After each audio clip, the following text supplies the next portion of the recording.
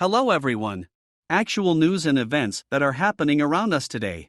Subscribe to the channel so that you don't miss the most important.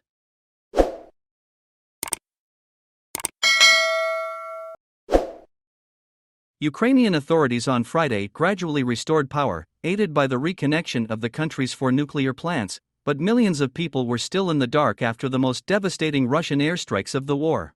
President Volodymyr Zelenskiy pleaded with Ukrainians to use energy sparingly.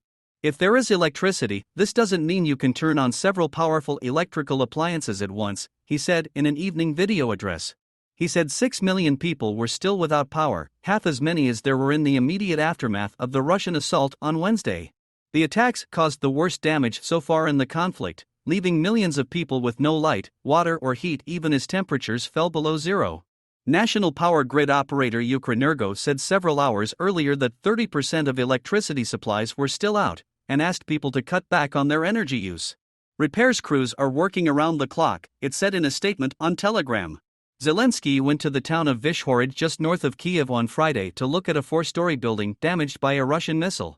He also visited one of the many emergency centers that have been set up to provide heat, water, electricity, and mobile communications. Together we will be able to go through this difficult path for our country. We will overcome all challenges and we will definitely win, he said in an earlier video statement. Moscow says the attacks on basic infrastructure are militarily legitimate, and that Kyiv can end the suffering of its people if it yields to Russian demands. Ukraine says attacks intended to cause civilian misery are a war crime. The European Union will step up efforts to provide Ukraine with support to restore and maintain power and heating, the head of the European Commission said. Russia insists it does not target civilians in the special military operation it launched in late February. International human rights officials say that is difficult to reconcile with attacks on civil infrastructure.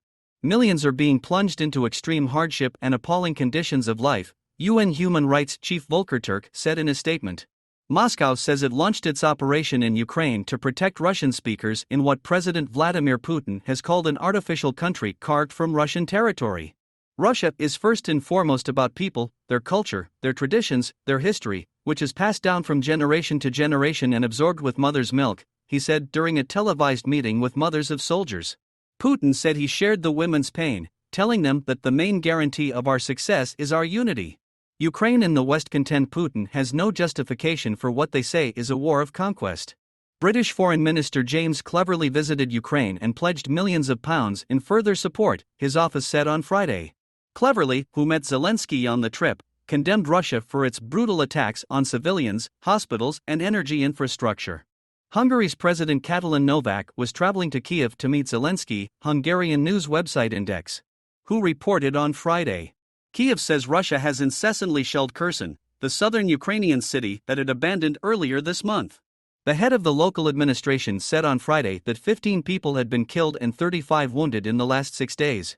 Although the EU is developing more sanctions to slap on Russia, the 27-nation bloc is split over a group of 7 proposal to cap Russian seaborne oil prices. A meeting to discuss the idea, scheduled for Friday, was cancelled, EU diplomats said. The International Atomic Energy Agency said the 3 nuclear plants on Ukrainian-held territory had been reconnected to the grid 2 days after the attacks forced them to shut for the first time in 40 years.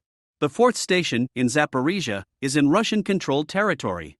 It came back online on Thursday.